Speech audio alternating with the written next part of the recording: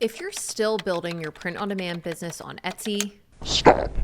that might sound harsh, but if you actually want to build a business that gives you freedom, Etsy is actually slowing you down. And in this video, I'm going to walk you through what I've done instead and why Etsy is keeping most sellers broke. Now, this video isn't about any quick hacks. It's about thinking like a brand builder, not just a seller on a marketplace. And once you're able to make that shift, you'll see that everything changes. So let's get into the truth about Etsy. Of course, it's pretty easy to start. Simply create a design, upload your listing to Etsy, and Etsy likes to say that they take care of the rest. Unfortunately, Etsy makes it nearly impossible to scale. We rely on their algorithm. We don't own any of the traffic. We don't control any of the customer data. We're building someone else's business, really, not our own. And they can shut down our shop at any time for pretty much any reason that they come up with. We're constantly competing with other sellers on price. Etsy will push paid ads on our behalf and charge us for them and not allow us to opt out of them. And we have no protection from copycats. And in a lot of cases, we've heard of copycats actually getting rewarded. And your success is tied to search placement that you don't have control over. Now, sellers' accounts can get suspended overnight, a lot of times without any explanation or warning. And sometimes even a single policy violation, even if unintentional, can get your shop permanently shut down. Our competition is sitting in the listings right next to us, and we're forced to compete directly on price and style and shipping with dozens of other sellers on the exact same page. Now, a lot of people start on Etsy because it seems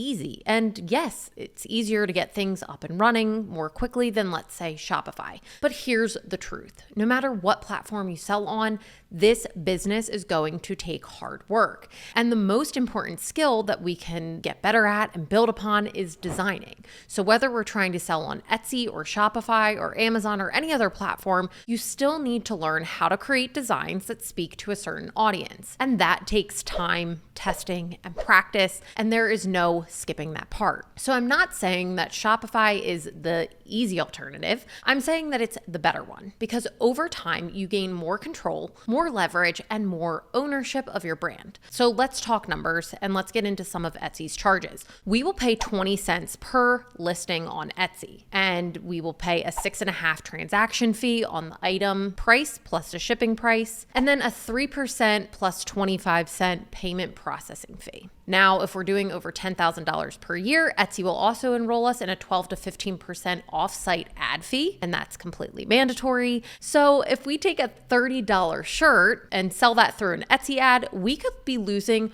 over 23% or $6.90 in fees before we've even made profit. Meanwhile, Etsy made over $2.7 billion in revenue last year. So you're doing the work and they're getting rich. That's not a partnership. That is truly a platform that is milking you for your efforts. And now, yes, I am sure there's someone who goes, well, Shopify has fees too. Yes, every single platform that we could sell on is going to have fees because that's how these companies make money. And yes, Shopify has fees too, but a lot less than what Etsy has. We are going to pay $39 a month for a basic subscription plan, as well as 2.9% plus 30 cents per online sale if we sell through Shopify. Now, we'll also have some additional app costs, which are add-ons, but again, we can avoid a lot of those costs if we really want to. And that's it. You're paying for pretty much what amounts to digital rent. We're basically renting a space for our website to sit on. And in return, we will get full control of our website. We'll get control of our customer data and be able to move that data to other platforms if we needed to. We'll be able to create a branded experience for our customers, and we'll have the ability to build a long-term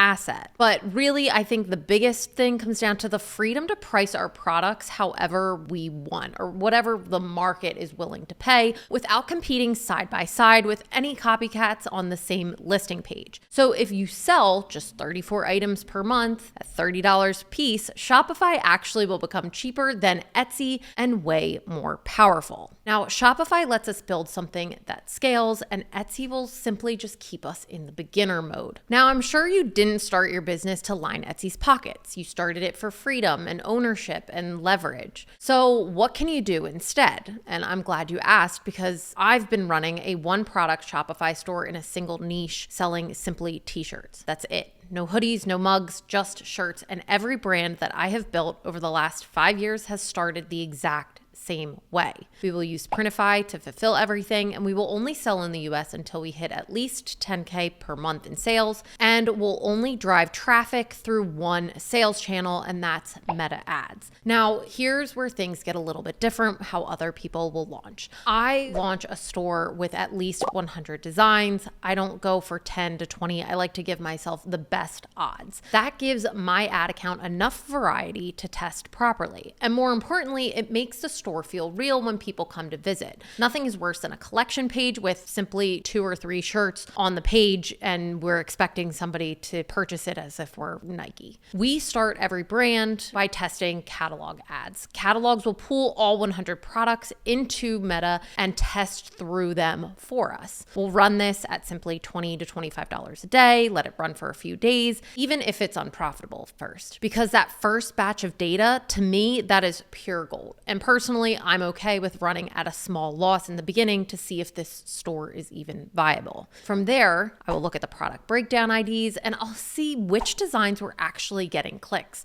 What designs were people even interested in? And from there, that's where the real testing starts, because we can look at these winners, dissect these designs, and create more of what's clearly working in the ads. Then we'll break out static image ads and focus on those winning styles. Now, if a static ad flops, I have no problem with killing it quickly. But the ones that work, we're going to try to scale them as quickly as possible. As for the format, we like to have carousels, catalogs, static, video, grid ads, you name it, we will test everything. And what matters is that we're testing fast and we're knowing exactly what to look for. So once we've had enough traffic and we get some buyers, that's when we can build our warm audiences and start bringing people back to the site. Retargeting those potential customers really helps to increase our ROAS, or our return on ad spend. But the biggest profit builder is in building our customer email list. Once we've acquired a customer and they've given us their email, then we're able to remarket to this customer time and time again. And email marketing is so cheap that it almost feels like it's free advertising at some points. So if we have an email list and we're able to get those people back to the site and buy again, that in return becomes more money in our pocket. And when we drop new designs,